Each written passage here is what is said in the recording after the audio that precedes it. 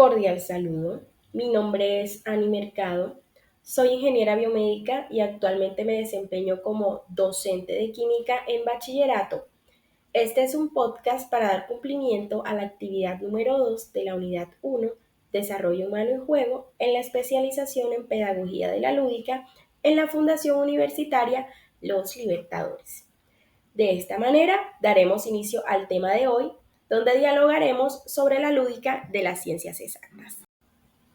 Como les comentaba, yo comencé mi camino docente trabajando en una institución en donde se trabajaban 2 años en uno. Esta institución acogía estudiantes que estaban buscando finalizar sus estudios de manera rápida, estudiantes que ya estaban en extra edad para el grado en el que se encontraban y muchos de ellos no tenían interés, no tenían ganas pues de buscar algo más allá. Sin embargo, estaban ahí porque necesitaban su título. Entonces, el manejo de curso era bastante complicado. Esa fue mi primera experiencia docente.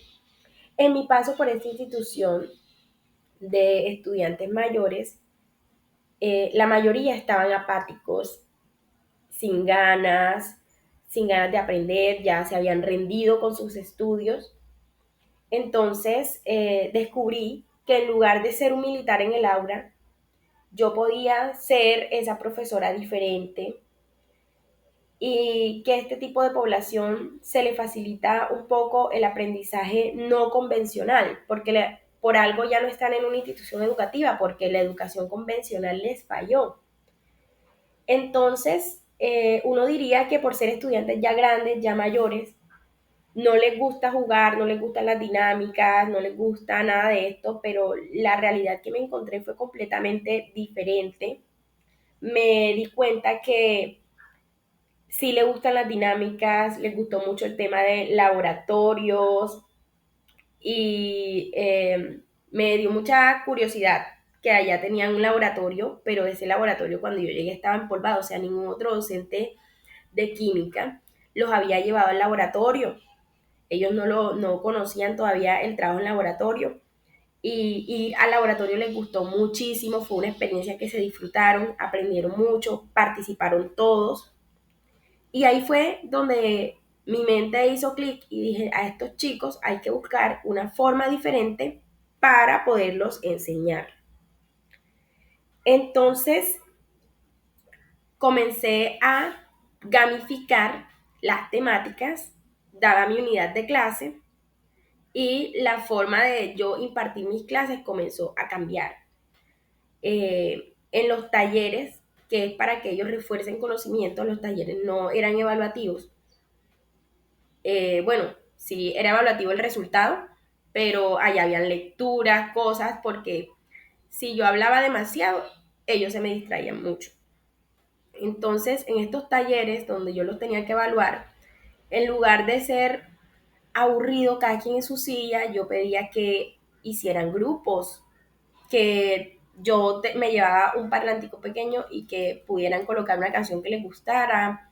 Les gusta mucho la champeta, claro, nada subido de tono ni fuera de lugar del aula, pero que hacía esto, que ellos estuvieran concentrados en su actividad, se estuvieran disfrutando la actividad, charlando el uno con el otro y haciendo pues su trabajo de manera más amena, sin poner caras, sin estar con el estrés y la presión de que deben entregar o de que, ay, esto no entiendo, cómo hago esta fórmula, cómo nombro este compuesto.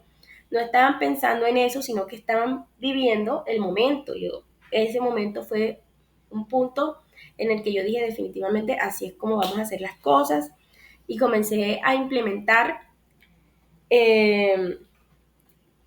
implementar cartulinas que vinieran a hacer sus maquetas en el aula, sus cartulinas en el aula, en grupos, las evaluaciones, de pronto yo decirte te voy a hacer un quiz, eso los asustaba mucho, entonces lo que hacía era gamificar esos quizzes con quien quiere ser millonario, químico, donde yo ponía las preguntas, tenía 4 opciones de respuesta, A, B, C, D, y ponía 2 estudiantes, los pasaba de 2 en 2, una ronda de a 5 preguntas cada uno, y ellos iban contestando.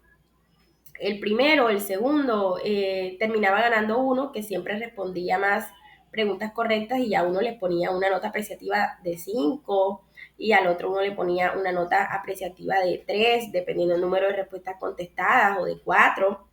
Y ellos, eso los motivaba mucho, se sentían ganadores, se sentían jugando, se sentían que estaban compitiendo y eso los motivaba demasiado.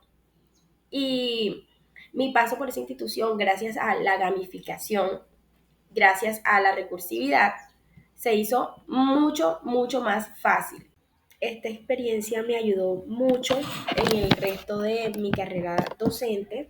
De ahí en adelante, cuando yo salí de esta institución, ya yo sabía que lo lúdico funcionaba mejor, que por más grandes que estuvieran los chicos, el componente de la lúdica, que no es solo jugar, que no es solo hacer dinámicas, sino el llevarlos a la sala de informática, que ellos puedan usar un laboratorio en línea, un laboratorio digital, donde ellos puedan experimentar, es fundamental para su desarrollo educativo, que ellos puedan ver, disfrutar, mirar cómo es que son las cosas y no simplemente ser régimen militar de saca el cuaderno, vamos a hacer esto, este es el ejercicio, el punto que tienes que desarrollar, sino que ellos puedan desarrollar, desenvolverse en un laboratorio, en un trabajo en equipo, en el desarrollo de una maqueta, en el desarrollo de una cartulina, que los trabajos que sean pasando al tablero, créeme que tus estudiantes, si les dices que es una competencia contra otro estudiante, van a querer venir a pasar a nombrar compuestos al tablero más fácil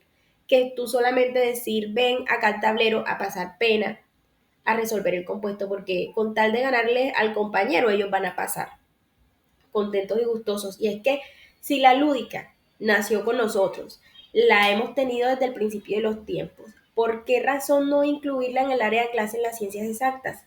Yo escuché por ahí una vez que alguien decía que las ciencias exactas tenían que ser sufridas, que ahora todo lo quieren gamificar, pero esto no es así.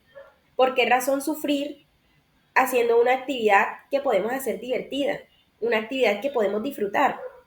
No todos los cerebros entienden las ciencias exactas de la misma manera, no todos procesan la información de la misma manera. Y qué chévere que podamos dejar de trabajar con los mismos tres estudiantes que son súper buenos, que sí se saben todo bien, que sí son proactivos, que su cerebro sí capta todas las materias bien. Hay estudiantes en el aula que su cerebro trabaja diferente, que no captan las matemáticas, la física y la química de la misma manera. Debemos excluirlos entonces y no pensar en cómo agilizar y optimizar su proceso formativo.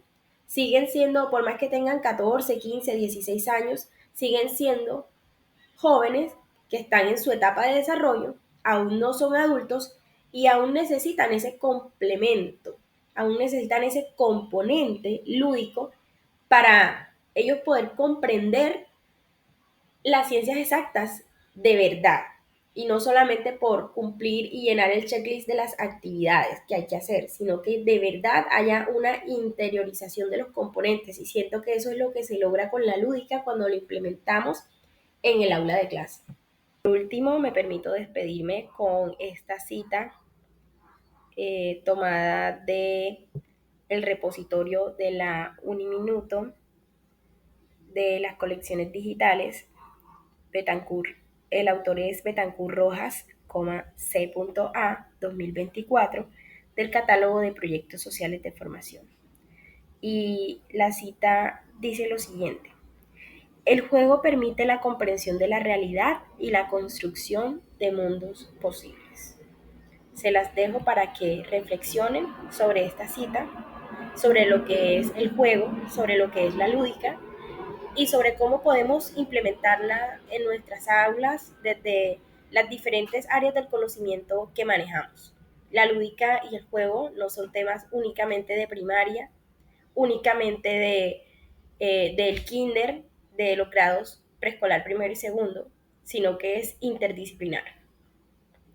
Gracias por escuchar, me despido.